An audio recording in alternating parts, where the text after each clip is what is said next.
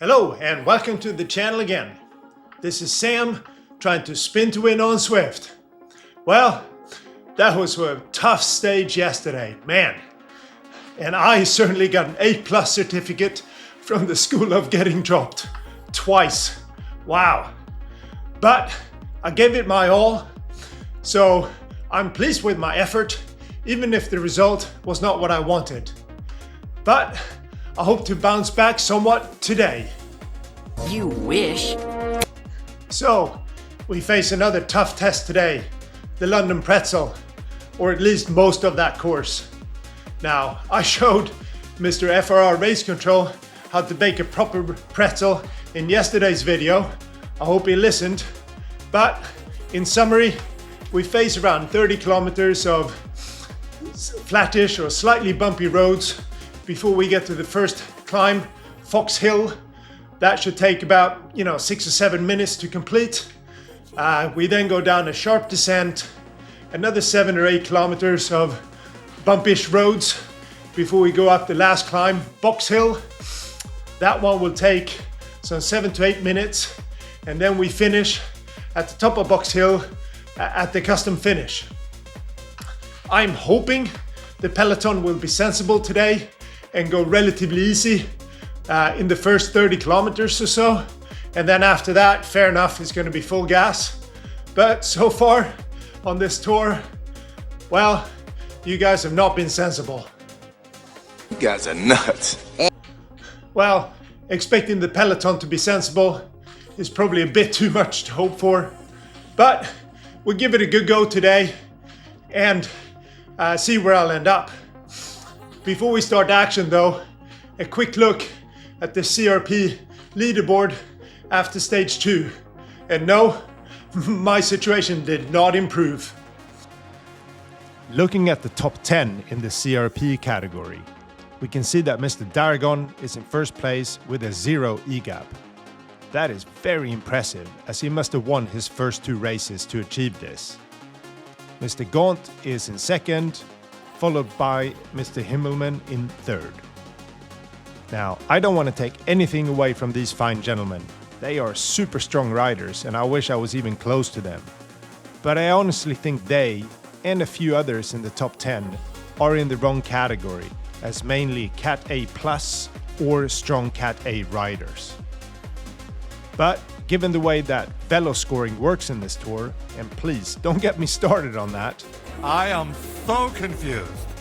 it is very unlikely that they will move up to the next category unless FRR Race Control does it manually. For myself, unfortunately, you have to wear out the scroll button to find me.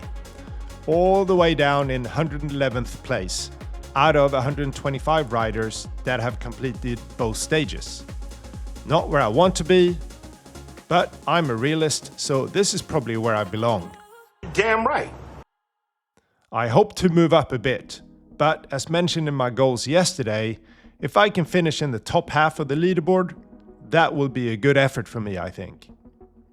With that, let's get into the action and see whether I go to get dropped school again. Yes, you will. As we roll off the line, I wanted to quickly comment on my situation at the moment. It's really odd. I feel fine, but I just can't seem to push any real power through the pedals. And at the same time, my heart rate seems to go really high compared to what I'm used to for a certain effort level. In fact, my power numbers have been slowly dropping across the board since about the middle of Tour de France. And it's not for a lack of trying on my part. Call me stubborn, but I usually do leave it all out there when I'm racing. And it's not for a lack of training either, as I've certainly put in the hours in the last couple of weeks. So, during the first part of this race, we have a nice chat on Discord with some of my Swedish Zwifter teammates who are also doing the race, and who know a lot more about this endurance activity silliness than me. You are seriously clueless. They seem to think I may have overtrained a bit. So it is something I need to think about, and whether I continue the tour or not. It is a shame, as while I do feel really fatigued overall, I still feel okay, if you know what I mean. So something to monitor, And by the evidence of today's ride, as you will see soon, well, let's just say we'll have to wait and see on this one. If anybody watching have some thoughts on this, I would certainly welcome them. Thank you very much. I have actually skipped the first 30 kilometers of this race. It was not a snooze fest as such, as the peloton kept a reasonably high pace, and there were a few small attacks, as well as the sprint, where we all had to put in a bit of an effort, but overall, nothing of note really happened. However, my legs felt rubbish again from the start, and I knew that climbs would be very hard for me. As we approached the Fox Hill climb, I am assessing my options. I know I will not, especially on the form I'm currently in, be able to go with the front guys. So I am planning on doing a threshold type effort up the first climb and see where that leaves me. Hopefully, I can then make some nice friends at the top of the climb and we can go together until we get to Box Hill. As we watch me toil away here, I really do try to stay at or around threshold. But as soon as I get out of the saddle and push to around 4.5 watts per kilo, my heart rate goes very high very quickly, so I have to knock it off right away and back to threshold. The one highlight of this ride was my teammate Stefan, who, by the way, did a fantastic ride today. He's getting very, very strong. Now, his kids were cheering him on, which we could hear over Discord. That really put a smile on my face. Well, you can't see it as I have my paint face on, but trust me, it was there. Comments like, "Come on, Papa, push harder." They were awesome. You guys are so cute. As we get towards the top of the hill, I put in another dig on the final steep section, and my heart rate gets very close to 180 again, which is, as you know,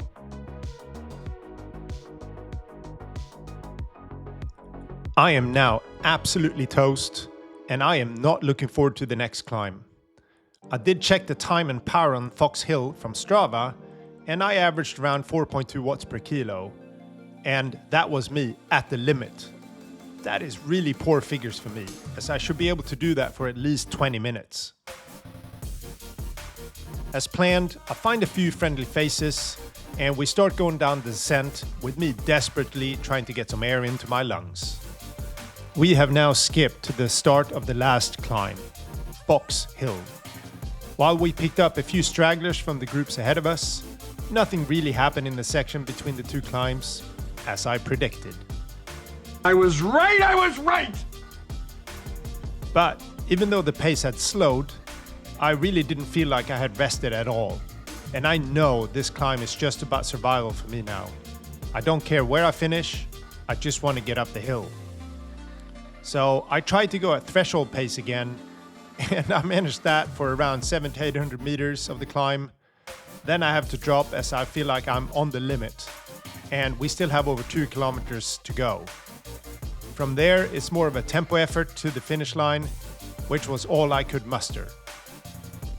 Again, I checked on the figures on Strava afterwards, and I averaged around 280 watts on this climb, or around 3.6 watts per kilo, which again is very poor indeed for me. You are soft, weak!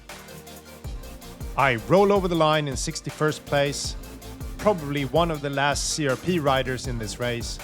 But again, I am happy with the effort I put in. The legs just didn't cooperate.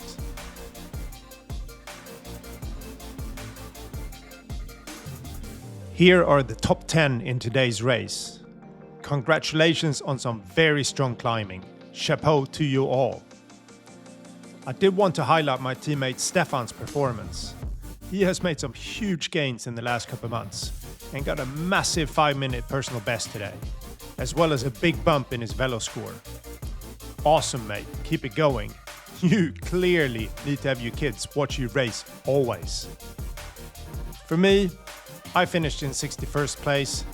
Not much to say here really, apart from the fact that this is probably the lowest 5-minute power figure I have had for a long time. It is what it is. Oh well. Apologies. I did record some post-race thoughts, but I had my mic on mute, and you probably wouldn't have wanted to watch it anyways, as it was me whinging on about my poor performance. Now, indeed it was a poor performance, and I am considering whether to stop the tour tomorrow. But I may have one final go and see if a good night's rest will help. Probably wishful thinking, especially if I have indeed overtrained, but I really want to finish the tour as well. But having said that, I want to finish it trying to compete, rather than just doing a Zone 2 ride just to finish the last races. I fully appreciate that some people just enjoy finishing the tour no matter what, and that is absolutely okay. But for me, I want to try to compete and leave it all out there, and at the moment I feel I'm not able to do that. But enough of that. Let's have a look at the course we will face tomorrow. Okay, this is clearly another one for you punchers out there. We will do 2 full laps of the Harrowgate 2019 Worlds course. This is a really bumpy one, and in a way quite similar to the Yin, at least in regards to the type of efforts it will require from the riders. In total, we will do 28 kilometers with 480 meters of elevation. About the only good thing about this course is that it will be over relatively quickly. Zwift Insider estimates 23 minutes at 4 watts per kilo for 1 lap. And since the lead-in is non-existent, I think an estimate for the CRP GHT start pen of around 45 minutes is probably not too far off reality. As you can see from the course profile, we will face constant up and downs the whole way. None of the efforts are that long, but they are very punchy. The details of the one com on the course, the Yorkshire com, are as follows. Now, my memory must fail me as I distinctly remember the gradient feeling steeper than 5.5%. But then again, I am getting old. You're really old. Looking at a previous race I did, I managed 434 watts, or around 5.6 watts per kilo for me, and that effort took me around 2.5 minutes. Hopefully this will give you an indication of the time and effort you will spend here. The one sprint of the day is quite short, but Zwift Insider provides some useful information for those of you crazy enough to go for this one.